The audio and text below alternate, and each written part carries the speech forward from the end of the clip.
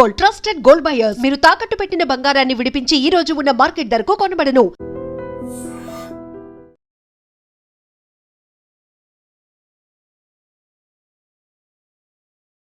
మొన్న America China విందు సమావేశంలో ఎలాన్ మస్క్ టీమ్ కుక్ మధ్యలో కూర్చుని అందరి దృష్టిని ఆకర్షించిన వ్యక్తి లెన్స్ టెక్నాలజీ వ్యవస్థాపకురాలు జో కుఫే.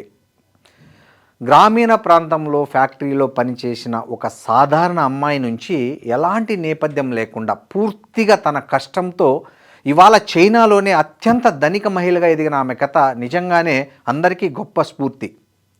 ఆమె హనూన్ ప్రావిన్స్లోని ఒక చిన్న గ్రామంలో 1970లో పేద కుటుంబంలో జన్మించింది. ఆమెకు 5 ఏళ్ల వయసులో తల్లి మరణించింది. తండ్రి ఉద్యోగంలో ఉన్నప్పుడు జరిగిన యాక్సిడెంట్ వల్ల వికలాంగుడిగా, అంధుడిగా కూడా మారిపోయాడు. దీంతో జో కుఫే కుటుంబం తీవ్ర పేదరికంలో జీవించాల్సి వచ్చింది.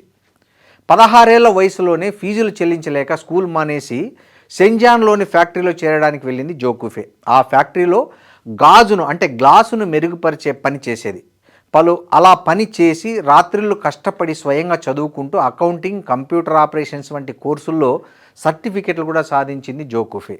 కొన్ని సంవత్సరాల తర్వాత, అంటే తన వయసు 22 ఏళ్ళు ఉన్నప్పుడు తను పనిచేసే కంపెనీ మూతపడింది. అప్పుడు తన జీతం నుంచి దాచుకున్న 20,000 యువాన్లు, అంటే మన రూపాయల్లో చెప్పాలంటే 2,83,000 రూపాయల డబ్బుతో తన అన్న, అక్క, వదిన, బావ వంటి 8 మంది బంధువులను కలుపుకొని సెంజాన్లో చేతి గడియారాల గాజు తయారీకి సంబంధించిన చిన్న వర్క్షాప్ ఒకటి చిన్న అపార్ట్మెంట్లో స్టార్ట్ చేసింది.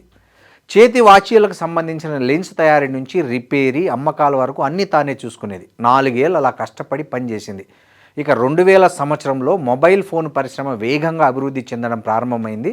అదృష్టవశాత్తు ఆమె ఫ్యాక్టరీకి TCL స్క్రీన్ ఆర్డర్ వచ్చింది. ఫోన్ స్క్రీన్ గ్లాస్ మార్కెట్లో ఉన్న అపార అవకాశాన్ని గుర్తించి ఆ ఉత్పత్తి, పరిశోధన, అమ్మకాల కోసం ఆ లెన్స్ టెక్నాలజీని స్థాపించింది జో కుఫే.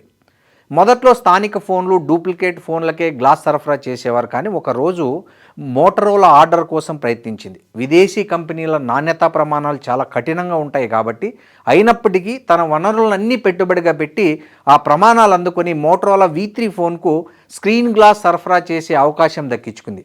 ప్రపంచవ్యాప్తంగా 10 మిలియన్లకు అమ్ముడుపోయిన ఆ ఫోన్లు జో కుఫే కంపెనీని పరిశ్రమలో అగ్రస్థానానికి చేర్చింది. ఆ తర్వాత నోకియా, శాంసంగ్ వంటి దిగ్గజ కంపెనీల ఒప్పందాలు కూడా దక్కాయి ఆమెకు. 2007లో జో కుఫే జీవితంలో మరో కీలక మలుపు వచ్చింది. స్టీవ్ జాబ్స్ మొదటి ఐఫోన్ను పరిచయం చేసి ఫోన్లను పూర్తిగా టచ్ స్క్రీన్ గ్లాస్ వైపు మళ్లించాడు. అత్యున్నత నాణ్యతపై జాబ్స్ పెట్టిన పట్టుదల వల్ల సరైన సరఫరాదారుని ప్రపంచం వెతుకుతున్న సమయంలో జో కుఫే దీనిని పెద్ద అవకాశంగా గుర్తించింది. ఆమె టీము 3 నెలల పాటు యాపిల్ ఇంజనీర్లతో కలిసి పనిచేసి ఫస్ట్ జనరేషన్ ఐఫోన్ గాజ్ ప్యానెల్స్ను భారీ స్థాయిలో తయారు చేయగలిగింది. దీంతో యాపిల్తో ఆమెకు లాంగ్ టర్మ్ ఒప్పందం కుదిరింది. తర్వాత ఐప్యాడ్ నుంచి మ్యాక్బుక్ వరకు దాదాపు అన్ని యాపిల్ ఉత్పత్తుల స్క్రీన్ గ్లాస్ తయారీ బాధ్యత లెన్స్ టెక్నాలజీకే వచ్చింది. దీంతో ప్రపంచంలో టచ్ గ్లాస్ ప్యానెల్స్ తయారీలో అగ్రగామిగా ఎదిగింది జో కుఫే. అలా జో కుఫే టీం కుక్ పక్కన కూర్చునే స్థాయికి చేరుకుంది. మరి ఎలాన్ మస్క్ ఎందుకు ఆమె పక్కన ఉన్నారన్నది చాలామందికి వచ్చే డౌట్. గ్లాస్ ప్యానెల్స్లో ప్రపంచ స్థాయికి ఎదిగిన తర్వాత లెన్స్ టెక్నాలజీ స్మార్ట్ పరికరాలు, కార్ల కాక్పిట్ భాగాలు, రోబోటిక్స్ రంగాల్లోకి విస్తరించింది జో.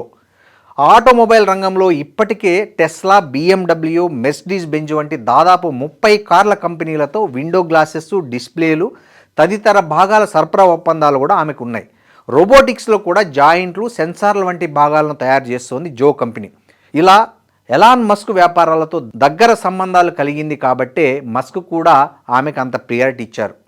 కేవలం 10th క్లాస్ చదివి 15-16 ఏళ్ల వయసులో స్కూల్ మానేసిన ఒక పల్లెటూరి పేదింటి అమ్మాయి తన కష్టంతో శూన్యం నుంచి సామ్రాజ్యం నిర్మించి చైనా అత్యంత ధనిక మహిళగా ఎదిగింది.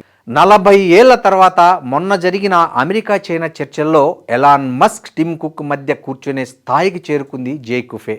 అది ఆమె సక్సెస్ స్టోరీ. ఇది అందరికీ ఆదర్శం, స్ఫూర్తిదాయకం.